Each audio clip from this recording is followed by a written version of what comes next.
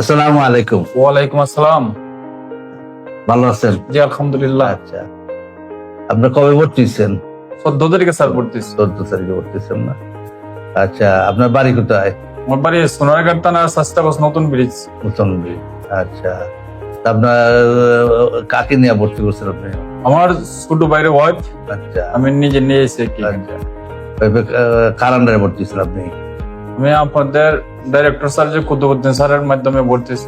আচ্ছা আচ্ছা, তাহলে তো ডক্টর জামিলা খাতুনের চৌধুরীর আন্ডারে তো আপনি ভর্তি হয়েছেন নাকি? জি অপারেশন হয়েছে গত রাত্রে? জি আচ্ছা, এখন আপনার বাচ্চার মা ও বাচ্চা কেমন আছে?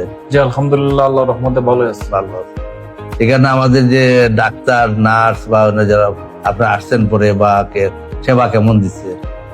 আলহামদুলিল্লাহ, সব দিক মিলে খুবই ভালো। আচ্ছা, কোনো অসুবিধা হয় নাই তো? জি না, আমার এখানে তো অনেক স্টাফ আছে, ওয়ার্ড বয় আছে বা আমাদের যে রিসিপশন আছে, সবাই তো এখানে কি করে ম্যানেজ করে?